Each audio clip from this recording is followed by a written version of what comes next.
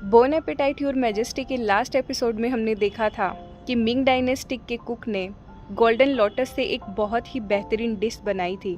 वहीं जियोंग ने भी जो भुनी बतख बनाई थी उसका स्वाद भी बहुत बेहतरीन था। लेकिन जैसे ही इस राउंड के अंक प्रदर्शित किए जाते हैं तो मिंग राजदूत ने जियोंग की डिश को सिर्फ 1 नंबर दिया था। वहीं राजा ने मिंग के कुकों को 8 नंबर दिए थे। राजा को ये सब देख के गुस्सा बहुत आता है और वो उनके कुक बायलोंग को बोलता है कि आपने कमल से जो डिश बनाई थी उसमें बुद्धिमत्ता, शांति और गहराई थी, लेकिन इस राउंड के जो नंबर हैं वो बहुत ही अनफेयर दिए गए हैं। मिंग राजदूत ने जानबूझ के जियोंग की डिश को 1 नंबर दिया है ताकि मिंग के जो कुक हैं उनकी इस राउंड में जीत हो जाए, लेकिन ये बहुत ही ज़्यादा अन्यायपूर्ण है। वो कभी भी इस प्रतियोगिता का मर्म ही नहीं समझ पाए और बहुत ही ज़्यादा उथली हुई चालाकियों का यूज़ कर रहे हैं। पिछले राउंड में भी ऐसा ही हुआ था और सबसे ज़्यादा जो शर्मिंदगी थी वो मिंग के ही कुकों को हुई थी। जिस पर मिंग राजदूत बोलता है, तो फिर अगर मैं स्कोर नहीं दूंगा, आप स्कोर नहीं देंगे तो स्कोरिंग कैसे होगी। इस पर राजा बोलते हैं हम एक नया तरीका बनाएंगे। जब भी कोई कुक खाना बनाता है तो काफ़ी बार उसे खुद की खामियां नहीं दिखाई देती हैं और वो सारे कुकों को आदेश देता है कि उन्हें खुद की डिश चखनी है और फिर खुद को ही नंबर देने हैं। इसके बाद में जब जियोंग से पूछा जाता है कि वो अपनी डिश बोलती है कि कभी भी किसी कुक के द्वारा खुद की डिश को नंबर दिया ही नहीं जा सकता। मैंने, बावर्ची मियोंग ने, गिलगम ने, हम सब ने बहुत ही लगन, मेहनत और हार्डशिप से इस सारी की सारी डिश को तैयार किया गया है, तो आखिरकार हम खुद को कैसे नंबर दे सकते हैं। इसके बाद में राजा मिंग कुक बाइलोंग से पूछता है कि उन्होंने सुनहरे कमल से जो डिश बनाई थी वो उसको कितना नंबर देना चाहेंगे। जिस पे मिंग कुक बोलते हैं कि उन्होंने पवित्र मंदिरों से ये बनाने की कला सीखी थी और इस पवित्र कला को वो कोई भी नंबर नहीं दे पाएंगे। जिस पर राजा बोलते हैं कि ये दोनों ही बातें सही हैं, चाहे वो गोल्डन लोटस की डिश हो या फिर भुनी हुई बतख हो, दोनों ही स्वाद में, खुशबू में बहुत ही ज़्यादा बेहतरीन थे। उन दोनों को ही कोई नंबर दिया जाना बहुत ही ज़्यादा अनफेयर होगा और इसलिए इस राउंड पर भी टाई हो जानी चाहिए। और इस तरह से दूसरा राउंड भी बराबरी पर ख़त्म हो जाता है। प्रतियोगिता के बाद में मिंग कुक जियोंग को बोलता है, ऐसा लगता है आज मैं हार गया और कहीं ना कहीं जीत भी गया, क्योंकि मेरी डिश में जो गहराई थी वो कल तक भी बरकरार रहती, लेकिन स्वाद के मामले में जियोंग की जो डिश है वो पहले नंबर पर ठहरती है। और वो दोनों एक दूसरे से अलग होते हुए भी कुछ चीज़ों में परफेक्ट थे। जियोंग की जो डिश थी वो स्वाद के स्तर पर बहुत बेहतर थी, वहीं मिंग कुक की जो डिश थी उसमें गहराई थी।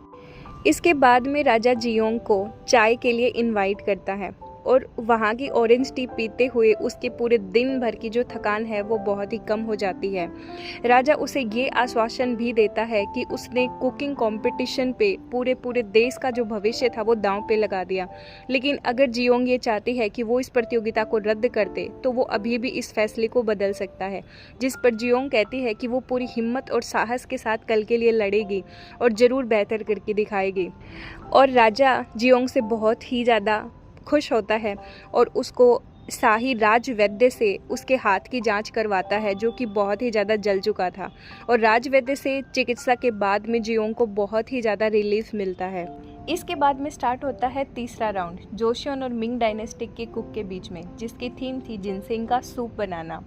मिंग की जो डिश थी उसका नाम था साधु की तपस्या भंग और जोशियन की डिश का नाम था सामिंग तांग ओगो लेगो सूप, जो कि काली मुर्गी के मांस और वाइल्ड जिनसेंग को मिला के बनाया गया था। दोनों तरफ की जो तैयारियां हैं वो स्टार्ट हो जाती हैं और तभी हमें दिखाए जाते हैं मिंग की डिश के लिए बहुत ही अलग अलग बेहतरीन और नायाब इंग्रेडिएंट्स, जिसमें था हिरन का कंडारा, समुद्र का खीरा और साथ ही साथ बंदर के सिर से मिलता जुलता एक मशरूम, बहुत सारी बेहतरीन सफ़ेद जिनसेंग, समुद्री सीप और बांस की कोपलें।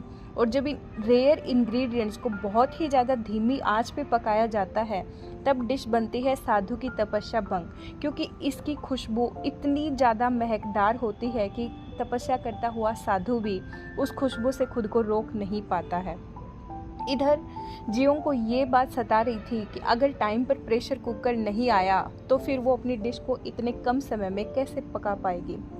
और टाइम जैसे जैसे कम होता है तो वो सोचती है कि शायद अब उन्हें प्लान बी पर ही काम करना पड़ेगा, क्योंकि इतना जल्दी प्रेशर कुकर शायद ना आ पाए। लेकिन तभी हम देखते हैं कि जो मास्टर चुनसोंग है वो एक अपने खुद के उड़न खटोले में बैठ के वहाँ पे विराजते हैं, और ये देख के तो जियोंग इतना ज़्यादा खुश हो जाती है कि अब तो उसकी जो डिश है वो टाइम पे बन ही जाएगी। इसके बाद में स्टार्ट होता है जियोंग के साइंस की नॉलेज और कुकिंग की नॉलेज। प्रेशर कुकर में बहुत ज़्यादा प्रेशर बढ़ा के किस टेम्परेचर और दाब पर मांस को पकाया जाएगा ताकि वो जल्दी भी पकेगा, और साथ ही साथ उसमें जो स्वाद है वो भी कई गुना बढ़ जाएगा।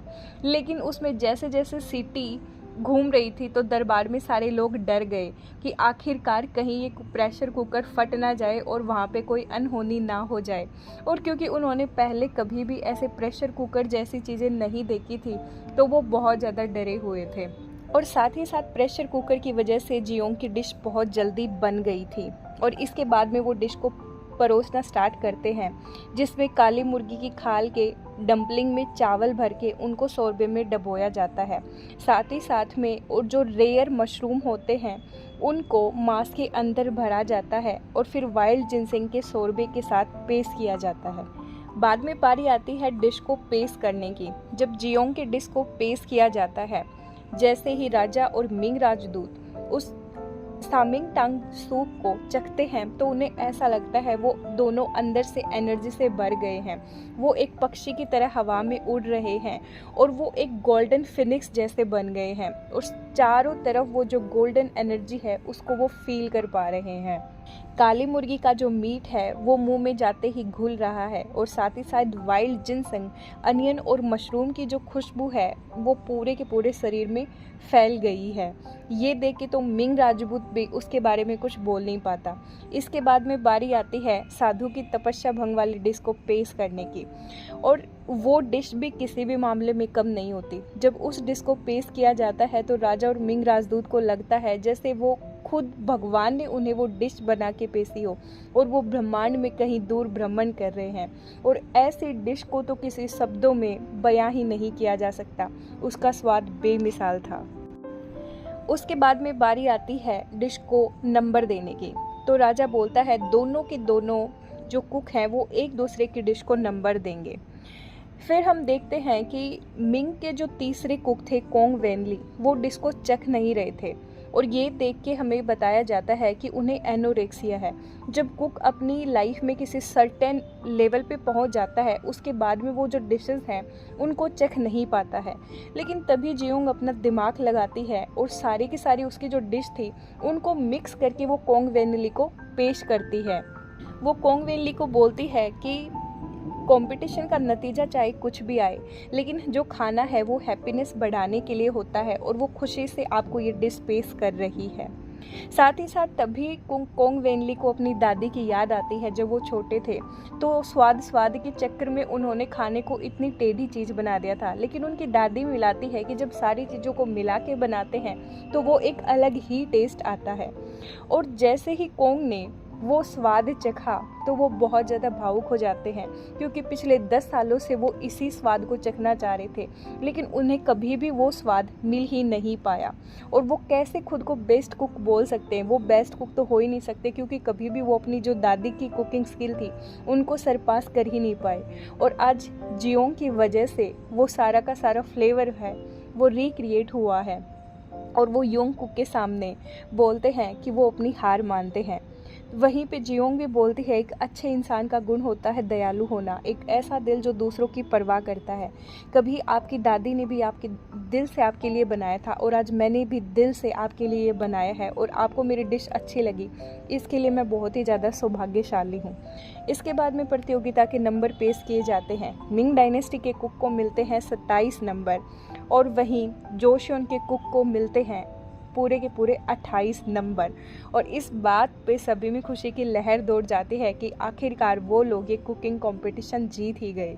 प्रतियोगिता का परिणाम आने के बाद मिंग राजपूत अपनी हार मान लेता है, लेकिन वो बोलता है कि मिंग राजा को मैं जोशोन की तरफ से एक बहुत ही नायाब तोहफा पेश करना चाहूँगा, जिस पे राजा बोलता है कि वो जो चाहे वो तोहफा मांग सकते हैं। तो मिंग राजदूत बोलता है कि उसे तोहफे में शाही कुक चाहिए, यानी जियोंग चाहिए।